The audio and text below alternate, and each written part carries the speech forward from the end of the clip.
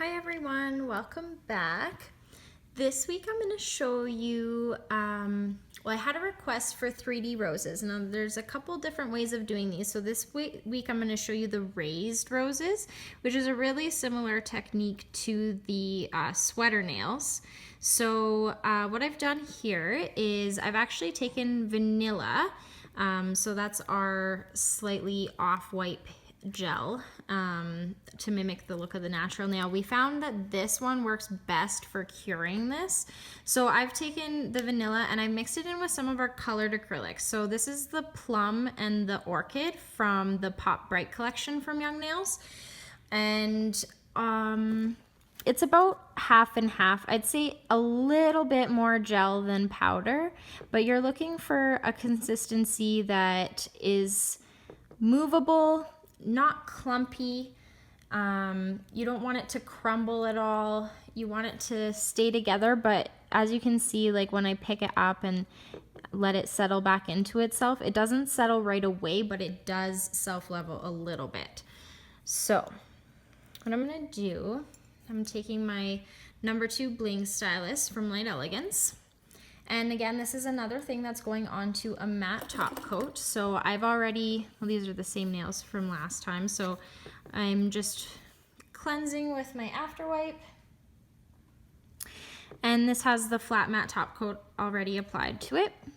And all I'm gonna do is I'm gonna pick up a little bit of my first color. And I'm gonna place it in kind of a apostrophe sort of shape to start the middle of my rose. Now it doesn't have to be perfect because now you're going to take any sable bristled brush will work for this. I like the Kolinsky Oval, the Nail Basics gel brush, just because the bristles almost come to a bit of a point, so it makes it easier to move my product around. And now one thing that I found really helps too is if you actually just dip the tip of your brush into the acrylic powder, that'll help you be able to kind of push and tap that color around without it sticking onto your brush. So I find that really helpful when you're doing things that are a little bit more precise. So just moving that around until you like the shape. And you can of course make these roses as big or as small as you like. If you are going to go with something a little on the smaller side, I would suggest using the detail brush rather than this brush. But just kind of squishing it, patting it, poking and prodding it into place. And once you're happy with how that's laying, you can go ahead and give it a flash cure, just so when I come in with my next bit, I'm not getting in the way. So with the rose, after you get that first apostrophe shape laying down, I like to make kind of like almost like a boomerang shape or like a rounded triangle.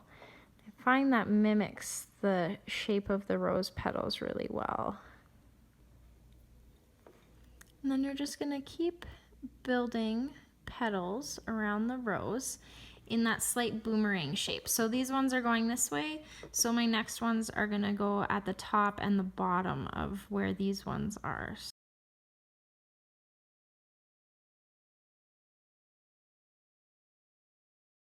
And then I'm just gonna add one more here on the outside.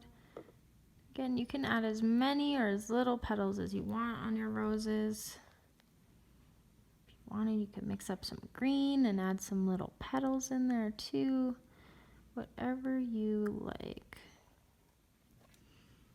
And I'm just gonna add a little bit right here, as if there was a petal on this side, it would come up here.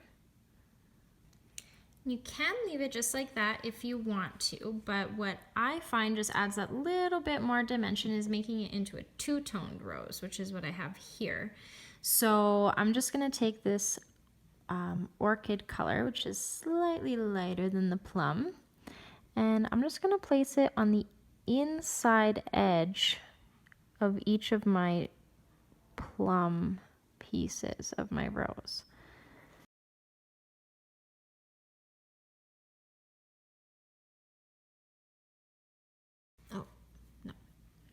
Once you're happy with the way that that looks, you're gonna take your clear acrylic powder. This is just the Young Nails clear powder. I just have it in its own little container. And like the sweater nails, you're just gonna pour that clear powder over the design. And what this does is it helps to kind of coat that gel so you don't end up with a dispersion layer at the end. Then you can give that a full 2-minute cure. And once that's finished curing, just take a brush and dust it extra powder off. If you want to, you can take some after wipe and give it a good wipe as well. And there you go. The technique that I use for these raised roses. And as always, leave your questions and comments in the section below. If you have any suggestions for videos, please feel free to contact me. You can email me at tessa@nailbasics.ca, or you can reach me on our Facebook page, which is just Nail Basics, all one word.